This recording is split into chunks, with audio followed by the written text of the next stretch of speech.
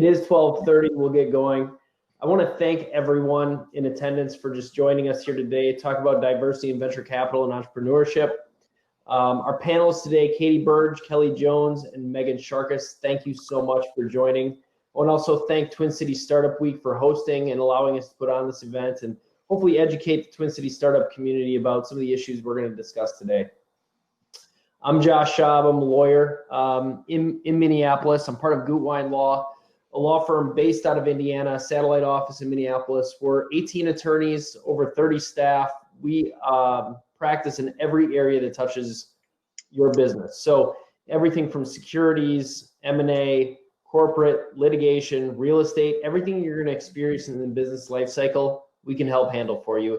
We particularly love working with startups. And I know I have a lot of clients that may even be watching today. Hopefully they espouse good things about us. Our panelists, I'd like to go one by one and let you introduce yourself. So I'm going to start on my top left. Meghan, if you could introduce yourself, your company, and a little bit of background. Okay, my name is Meghan Sharkus. I am the founder and CEO of Expression Med. I started when I was 17. I'm 22 now, and I make adhesives for continuous glucose monitors. People with diabetes used to have to prick their fingers, 12 times a day just to try to understand what their blood sugar is so they can correct it and have, a normal, healthy blood sugar normal. And now there's these amazing inventions called continuous glucose monitors that do that for them. They're life-saving. It saves people from having dangerous lows at night and everything, but they fall off and they're expensive. So I created a tape that was super thin and would stay on for up to a month. And then I also print lots of different designs. And my greatest achievement of this year was figuring out skin tones, because browns are super hard in digital. They're so important for like the context of wearing something on your body. So that has been super fun. And now we're a big company with like higher level management instead of just me and my college friends. So I've learned a lot. Awesome. Kelly? Hi, everyone. I'm Kelly Jones. I am co-founder of Be Nimble Foundation. We're a profit in Indianapolis focused on creating diverse tech ecosystems. We do that through our startup and entrepreneurship support, and also career placement and training, specifically for Black and Brown founders and people that are interested in entering tech. I'm also managing partner for 68 Capital, which is a venture fund also targeted directly to Black and Latinx founders. Awesome. Thanks, Kelly. Katie Burge?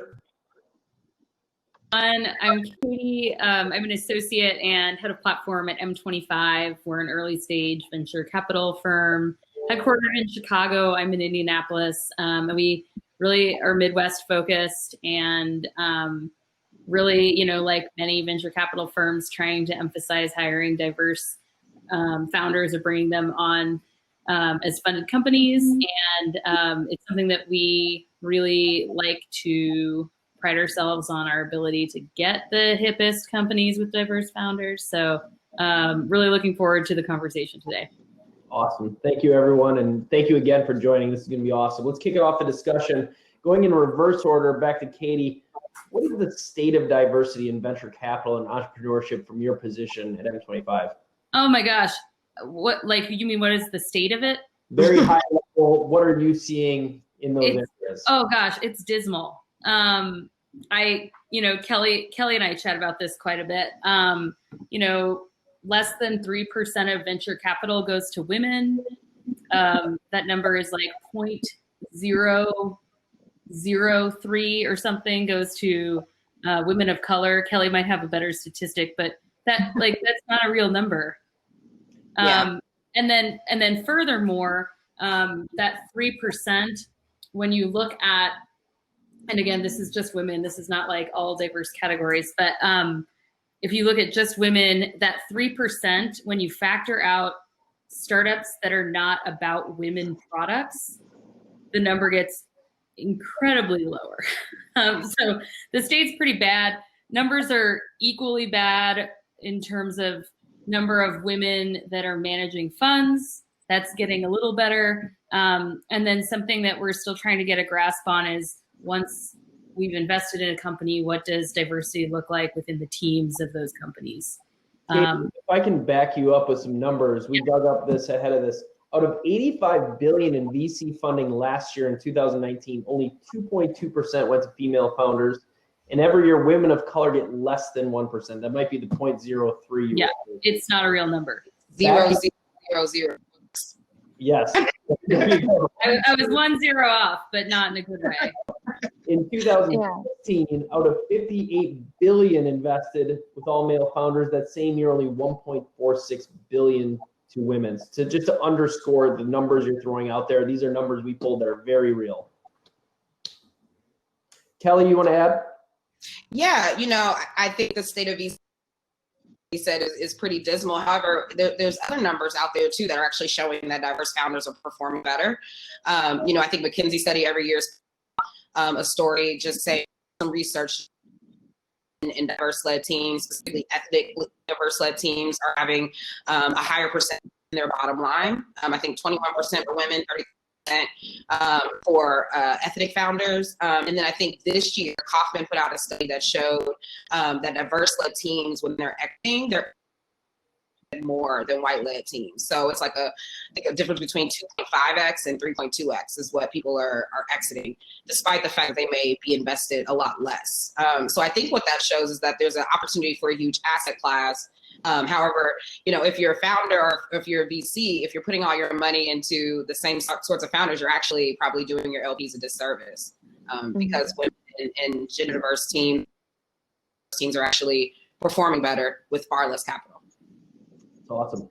Meghan, switching to you on the entrepreneurship realm, you haven't raised yet, but talk a little bit about the hurdles you had as a woman entrepreneur. Yeah, not gonna lie, some of the barriers are a reason why I didn't raise. Unfortunately, it was really easy to win, business competitions, mostly because I had a great product. I had great product. Everyone was like, oh, she's a young woman, we'll let her win this.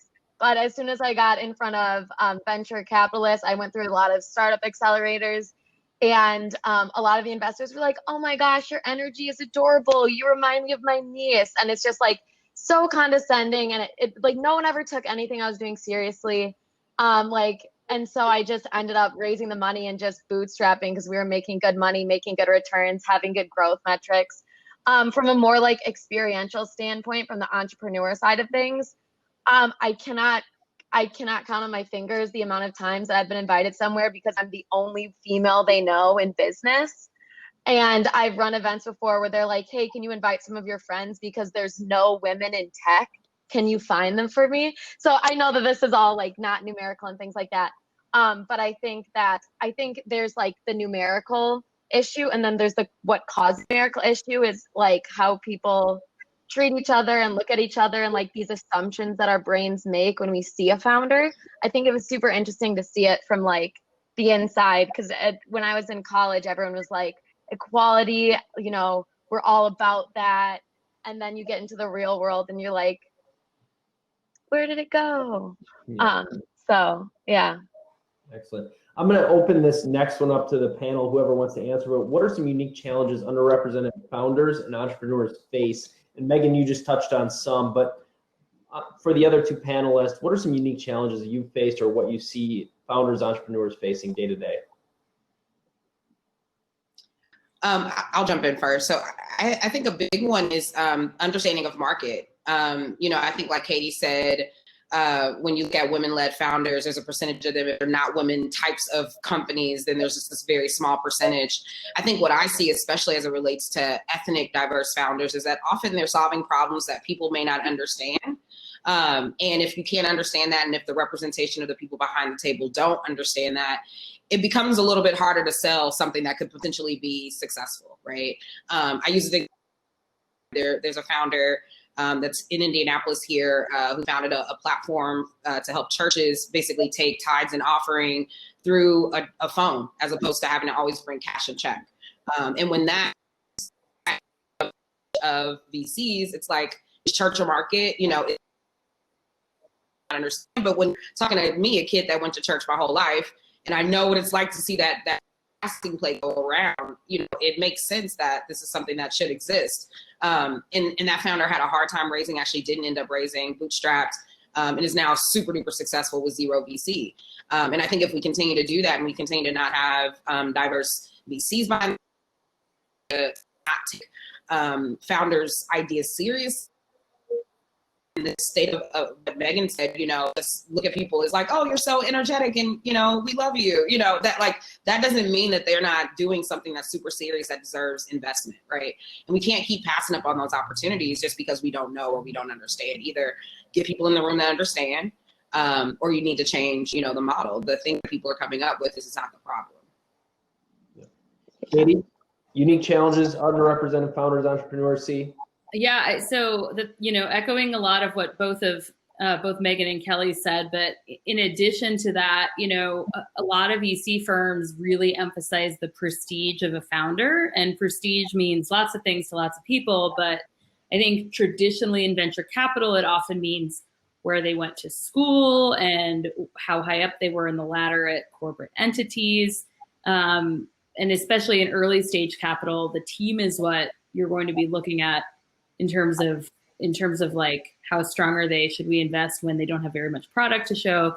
And, all of these other structures that we have in place, academia, corporate America, if those entities are already showing diversity problems, we're in a world of trouble if that's what we're looking at when we define prestige within a firm as well. And then the other thing that I wanted to add, this is, again, women specific, but there have been some studies on questions that women are asked versus men in a venture capital meeting type setting. And women are more commonly asked how to defend against like potential competition or any other struggles, versus men are more likely to be asked about the potential for the business to grow. And so I think it's really important for venture capitalists to take a look at the questions that you're asking prospective investments and making sure you're being consistent across the board. I think it's important to very consistently check yourself. At M25, we do a quarterly review of what we're measuring when we're looking at a startup to make sure that we're doing it in the right way and that we are actually gauging what we think we're gauging. And I think it's a really good practice for all VCs to do. Meghan.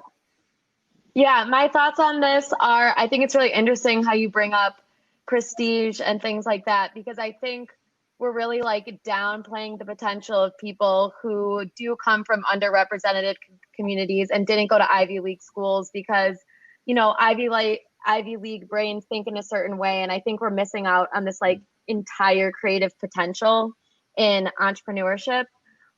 Surprisingly, speaking off of women getting asked different questions, I definitely got asked different questions also because I was young.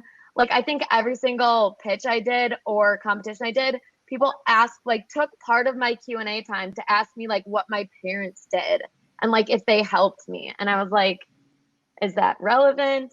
But I think that we do have issues of not supporting people that don't have prestige. And I honestly think people without that big collegiate background actually have more potential. That's why I think I have the Teal Fellowship, which is where Peter pays 20 of us to drop out of school every year.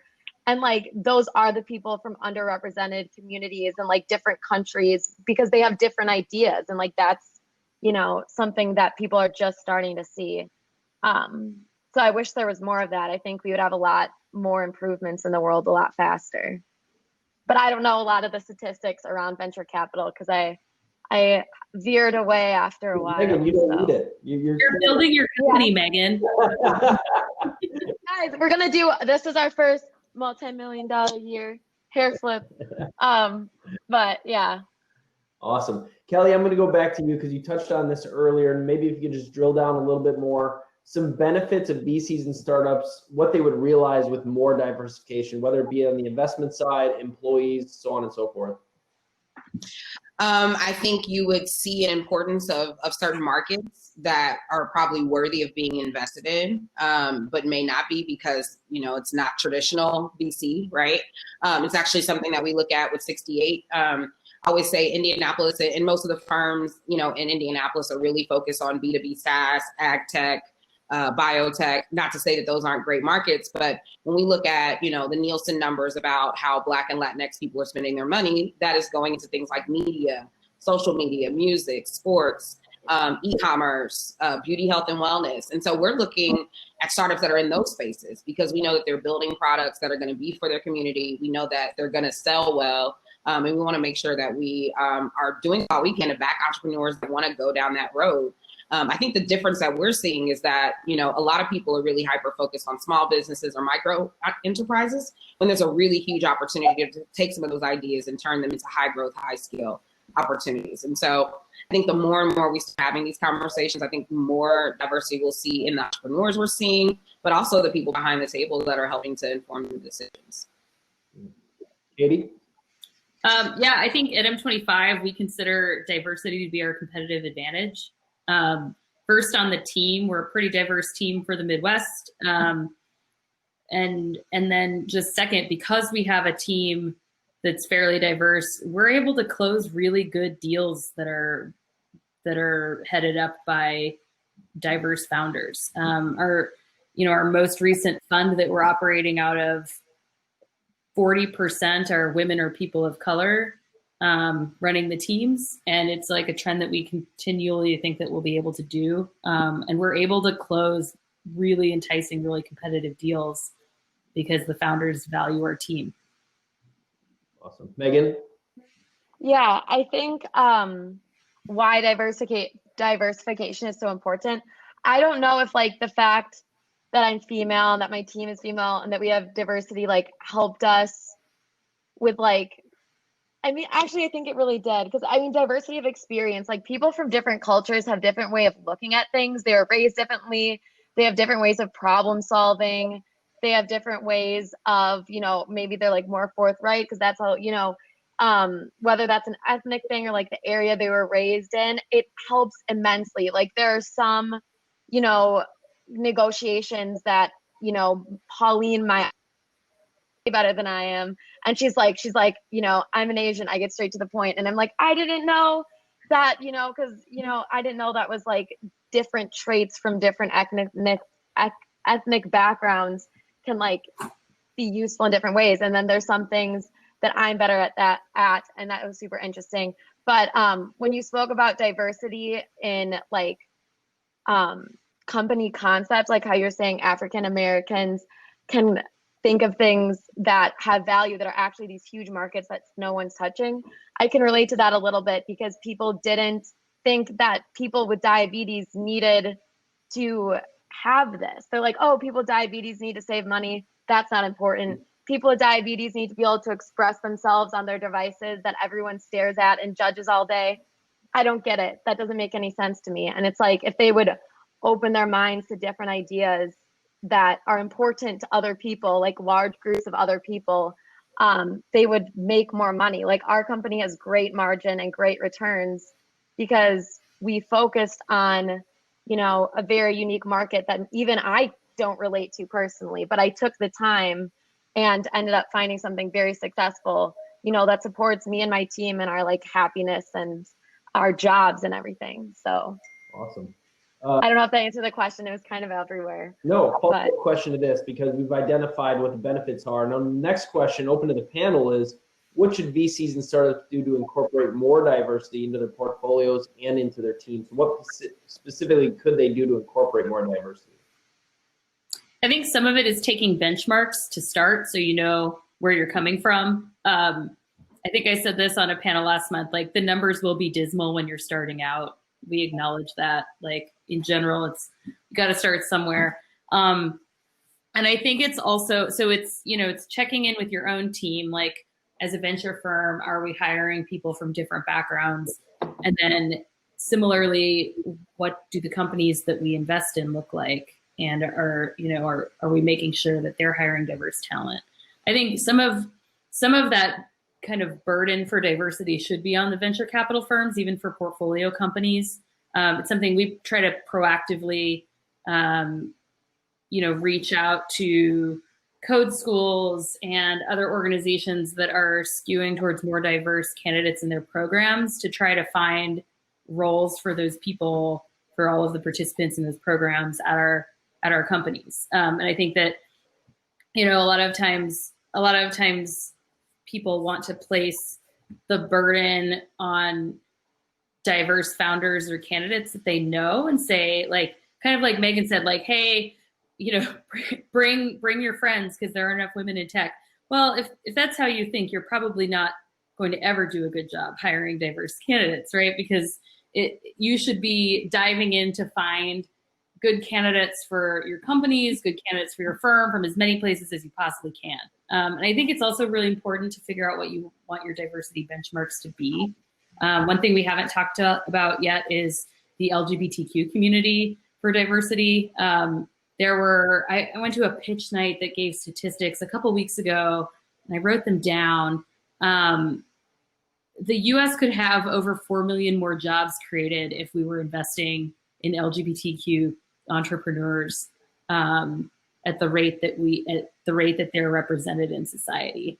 And I'm sure that you could do the same kind of analysis on any other kind of diversity measure. But I think it's important to remember that diversity isn't just gender or race. It could also be, college graduates, not college graduates, people from economically depressed communities that have really good ideas versus people who've worked in the startup scene their whole life. I think that it's important to figure out what you want to focus on from a diversity perspective and make sure you're measuring all of those. Yeah, I can add in something too. I think like people just need to like check themselves when they like end up making their standards of selecting candidates something that it shouldn't be. Like we've had very capable people interview that don't have a college degree. And when someone says, oh, maybe we want someone with a college degree, it's like, well, look at all of their experience. And then another thing we found to get more diverse candidates is to look from different locations. Like some people, apply, like maybe the top 5 candidates that LinkedIn throws at you are just like all one type of person, and you kind of have to look at different. And then just making sure you get diverse people in the interview room, because everyone else you're just judging from a piece of paper. And so like maybe there's people who at their school that they could afford to go to, they weren't trained on making these like beautiful, glorious resumes. And then you get them in front of you and you're like, oh my gosh, you're the perfect person. So I think people kind of have to, go beyond judging people from a piece of paper. I'm talking from a hiring perspective because I haven't done like venture capital, investment. But that's what we've done, and it's helped us have, a much more diverse team. And it's, it's great. I'm sure, all teams are great, but I really like my team. Kelli? Yeah, I think a lot to what Katie said is I think we have to throw the idea of pattern matching out the window, right? It can't be about where you went to school, who you know, who your friends know. We have to learn how to extend outside of our circles. I would also say, I think diversity first has to happen within the VC firms in order for them to be able to find more diverse candidates. It's just nature. It just has to happen in order for that attraction to happen.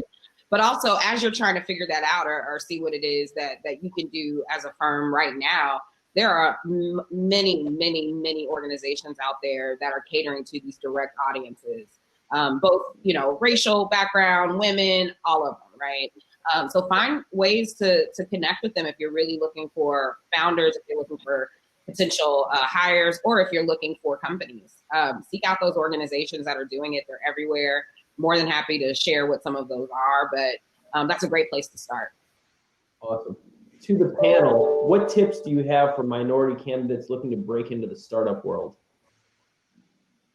I guess don't like, if one person treats you poorly in an interview, don't let that like deface your value. Like it sucks that we have to tell candidates to have confidence when like we are the ones that are just like destroying their confidence.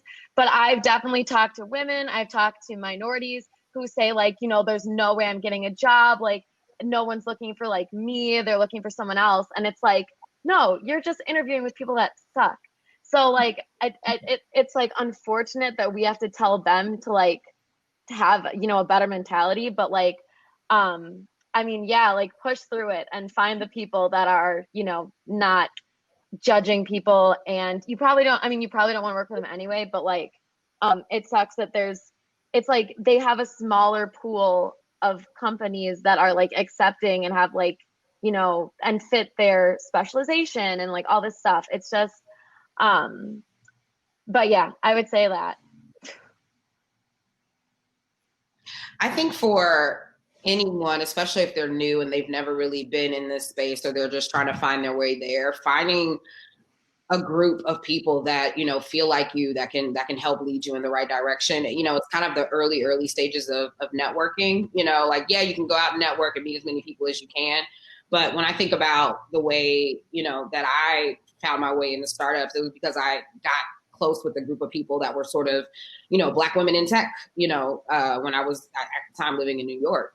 And so that tribe is what sort of like had me around other women that were kind of in the same space. And then, you know, I was able to get introduced to other people and it kind of, you know, went on from there and on. So I would say, you know, try to find someone that you can latch on to. Like I talk to people all the time that are interested in going into tech. I almost set a meeting with anyone that ever hits me up on LinkedIn, just because I understand what it's like to be there at the beginning and not be sure what you're going to do. So if I can be an ear, if I can lend a hand to anybody, I'm willing to do that. But I believe that there's a lot more people out there that are like me too.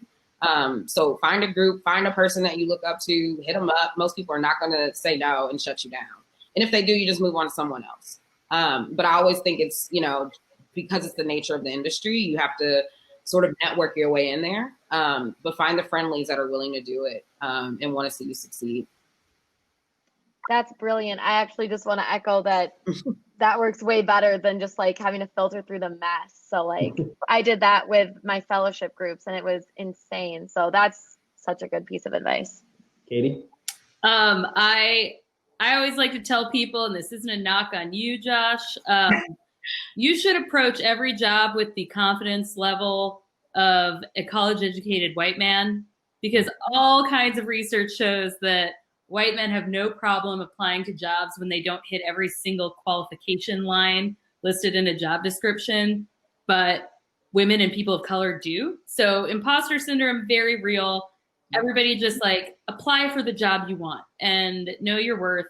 I also think that what Kelli said about finding your network is great. I also highly encourage people to use Twitter for like follow your tech idols and then start engaging with them. I think it's been really fun for me moving from a smaller town in Bloomington to Indianapolis and getting to meet some of my kind of Indianapolis diverse tech idols that I've been following for years and years and years. You know, I already felt like they were my friends, even if they didn't know it. And I think that that's certainly true for all of tech Twitter in general. Like tech Twitter can be a mess sometimes. And man, venture capital Twitter is like it's a whole different animal. But I think that you can find the people there, like Kelli said, the friendlies. I love that. And I think you can find those people and use them as a resource. There are so many people out there that are willing to help. And if somebody says no, like that's fine, move on.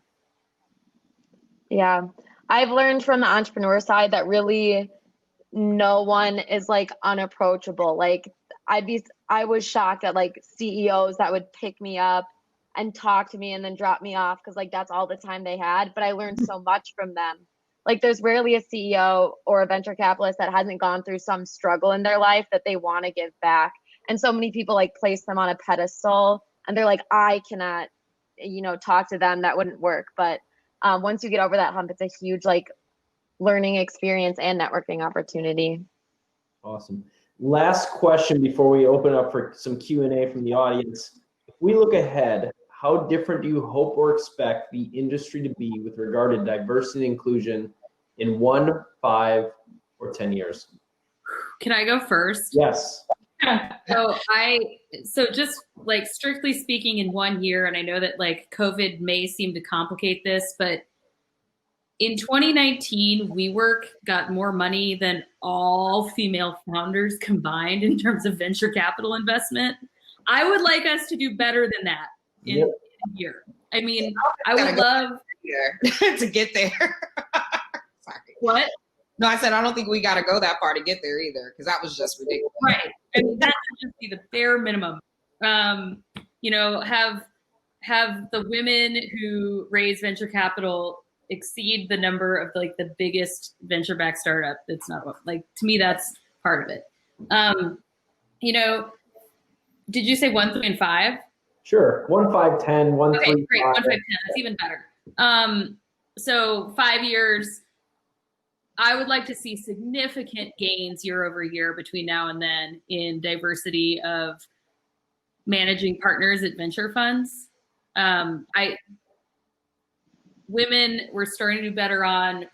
People of color, we're just not at the rate that we need to be accelerating that. So I'd love to see year over year gains. And then 10 years from now, I'd love for us to not have to have any panels on diversity from our spaceships, you know, because we've helped to address that problem. I think we've got a long way to go, but it's going to take everybody.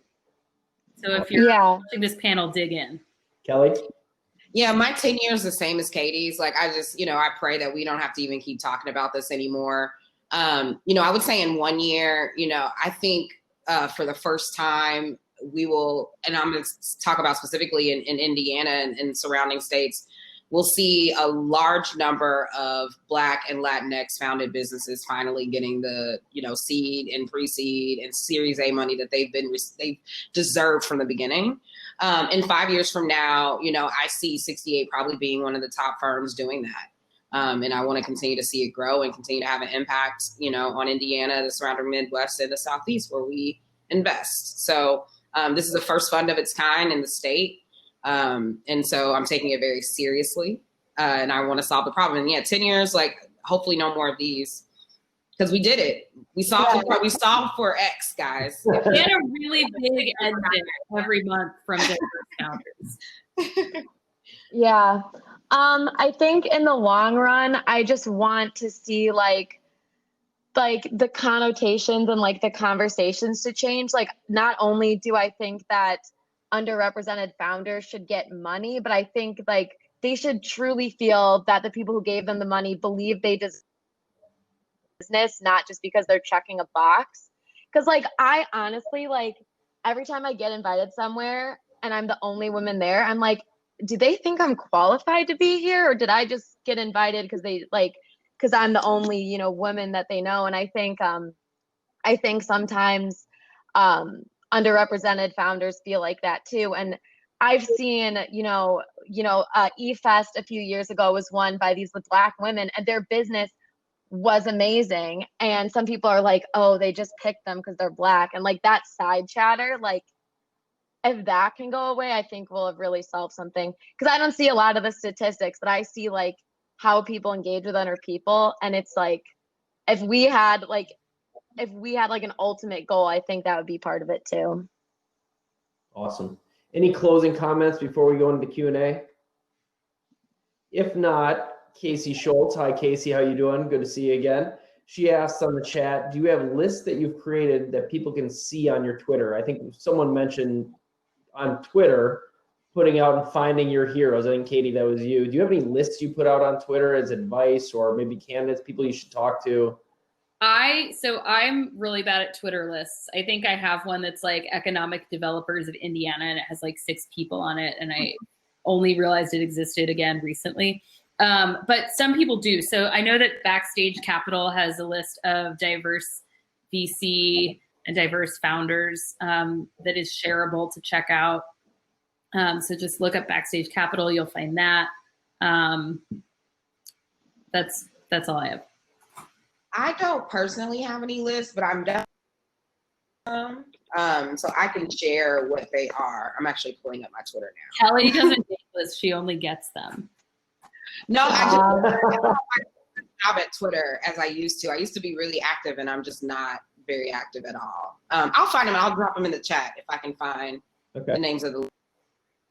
Yeah, Nice. Guys, I don't use Twitter. I like forgot my password years ago, and I'm like, maybe it's best if I don't log in. But my secret tip for messaging people is a Chrome extension called Rocket Reach. If you use it on LinkedIn, you can get people's emails that they use to make their LinkedIn account. And usually, you know, busy professionals never check their LinkedIn. I never check my LinkedIn. Well, I do sometimes, but I've used that to talk to people, and they're always like, wow, this is like so fun. I'm glad you reached out. Usually people aren't like, how did you get my email? Because I'm not like pushing anything on them. Just like, hey, I have questions, and usually people are like excited. So that's my secret tool. Awesome. One more question from Alicia. What are your ladies' thoughts on the pipeline problem? We track heavily the amount of dollars that flow to underrepresented founders, but do VCs track the number of underrepresented founders applying for funding compared to the teams of traditional backgrounds? We do. What have you found in your numbers? So it's something that we haven't started analyzing yet, but we've been tracking.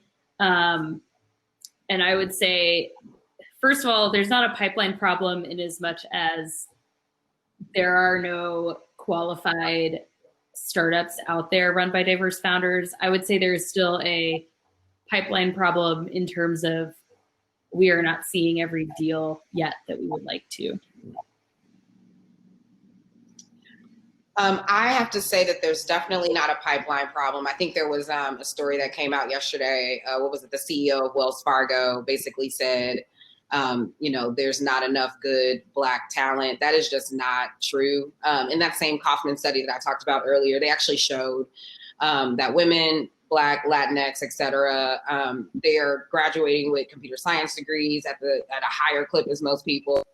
You know, there's people out there. I think the issue is not the number of people or the pipeline. It's just whether or not people are, one, applying to your roles. And I think a lot of that has to do with the makeup of what your team looks like. If I am looking at a job and I go to the page and I look at the staff and no one looks like me, I automatically don't feel like I belong there.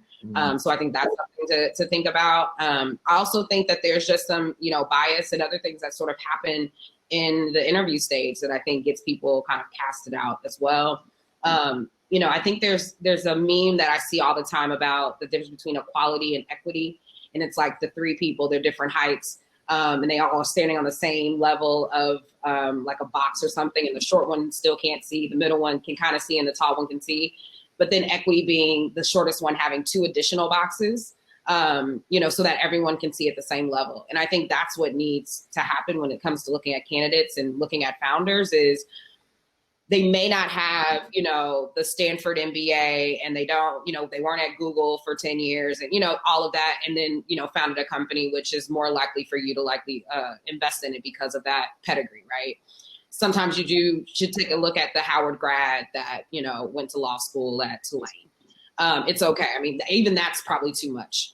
But just to say, like, just because they didn't, you know, sort of meet that pattern, again, that pattern match that you think is what is successful, you can't look at it that way when you're talking about diverse founders, because that doesn't fit. Yeah. I don't know a lot about like the funnel for like investment capital, but for events and business competitions, when I walk in and like don't see any women, I'll like reach out to my like female founder friends and be like, why don't you go to these events? And a lot of it is because like the events have picked up like sexist vibes that they didn't even know they had. Like my friends will be like, oh, you look at a picture and it was all dudes last year. I'm not sure, you know, or like I went to that event last year and I just got hit on and like no one took me seriously. And it's like, I don't think when it comes to events and business competitions, I don't think like the women and minorities aren't showing up. I think they show up and then sometimes like they're just not treated well, which is it's such a weird, like convoluted problem to solve because it's complex. But that's what I've seen from my side, since I don't know as much about VC. Gotcha. I also want to say, sorry, quickly, may I? From both a VC and a startups hiring standpoint, I think it's really important to take a look at the way that you're phrasing things and the way that you're defining your hiring process, and ask yourself if there's any bias inherently built in. I know of another VC who went on a Twitter rant a couple months ago about the proper way to pitch a company to a venture capitalist.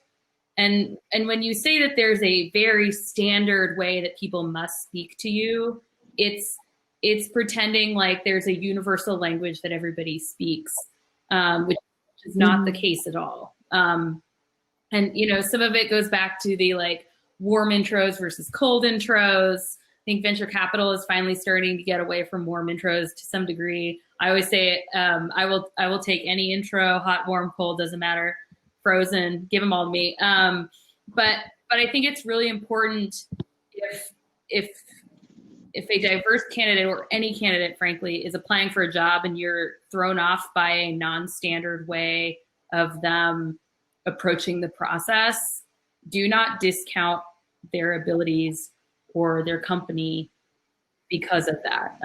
Just do a better job at being understanding that not everyone is coming from the exact same place you are. Well said. Well said. This is for Kelli from the audience. Karen, how you doing, Karen? Karen's an attorney in our firm. Hey, Karen. How do you share for yourself at this time? If you're willing to share, what would you like to say or scream at others who aren't doing the work they need to in the inclusion space? Others can answer too. That's a slippery slope. I can't say I'm doing particularly well. I think I'm triggered almost daily. But that's been the case, pretty much since I was born, right? I think it's an inherited sort of trauma, being, a Black woman in America, and every day having to sort of face these things. I think where I am now, though, is I feel like I finally have power to make change in an industry that has just been not on our side, and that's something that I look forward to. I think that's what keeps me getting up every day. But on the other side, the things I do want to scream is like a lot of the performative measures that I see sort of happening, especially in the wake of like Black Lives Matter. Like, these are things we've been fighting for a really long time. I've been talking about this particular subject since 2012. So for me, this is not new to talk about, but I still feel like I have to continue to prove myself, or I have to continue to show up and do talks like this, and that gets really, exhausting. It gets really, really exhausting. Last week I had a really exhausting week. But I think the biggest thing is, I think respect people's space, especially if they really need it. And if you want to pick their brains, or you want to talk to people that are in this space and you want help, pay them, so that they don't feel like their time is wasted. And yeah, I mean, that's probably what I could say for everyone else. That would at least make me feel better. Another question from Nigel. What are the companies led by diverse founders y'all are most excited about today? Early stage or just any company? Let's go with any company. Calendly is my favorite, hands down. Oh, Calendly's awesome. I've got to give shout outs to two of M25's companies. One of them is Minnesota based. So I thought it was appropriate to bring up here. Civic Eagle. Mm-hmm. It is, so they do government policy tracking software. I'm definitely underplaying what they do. But they are, they're a very strong, diverse team, and really seeing some exciting growth this year. And I think they have the coolest logo. I know that's not something that you should be basing any like hip factor on that excites you, but I really like the work they do. I'm really into gov tech. And then M25's most recent investment, Cash Drop. Love that company. Yeah, Cash Drop, founded by an immigrant. He taught himself to code, Ruben did, and he's just like, oh, I'll just start this, no big deal. And is now doing it's essentially allowing any company to set up a storefront in 15 minutes from their phone. Whoa. That's awesome. Really great stuff. And it's one of those big ideas that makes people excited to be involved. And I think that Ruben as a founder is on a mission to bring more representation in tech to immigrants and immigrant founders. And so I think it's a category that we often forget. Like I said, a lot of diversity panels don't always include the LGBTQ community. I would say that we miss the immigrant community a lot too, and we're doing a disservice because studies have shown that immigrants do generate higher returns, just like women, just like people of color. So it's something that I'm really excited that M25 gets to be involved in. I'm excited to watch them grow. Meghan? My favorite minority-led startup is called Prime Roots. I always said if something happened to Expression Med, I would hop on a plane and go work for them in California. They make shelf-stable, sustainable, shelf-stable meat substitutes. But the woman Kim, she's Asian, she's young, she's a founder, she's a woman, and she's not a vegan, so she's not like, I'm doing this for veganism. She's just like obsessed with like how the food industry like isn't like environmentally conscious. Like we need something shelf stable because people are starving and all this stuff. And she's actually mimicking meat, so she can, you know, manipulate mycelium to make something that like tastes exactly like bacon. Or she did like a scallop, which is like the weirdest texture of all time, and it's like high protein, you know, shelf stable, so you can use it in third world countries to help people. And they're just like doing insanely cool things and like building something that's never been built that way before. So I'm just like extremely impressed. I'm like always watching their progress. So I get to answer this question as well. So parentally, Expression Med, Branch, and Spooky Action. So Katie might want to jump on Branch as well, but those are the four that top of mind that I'm most excited about to answer Nigel's question. So we are over our time today. I want to thank everybody again. It's been awesome, very educational for everyone, I think. And everyone in attendance, thank you for joining in. We really appreciate it. To Twin Cities Startup Week, thank you. Thank you, Casey, Nels. Thank you for organizing all this. It's been awesome. We hope to see you again soon and hope to see you next year for sure back on this panel. Thank you. cool. Bye. Bye. Bye.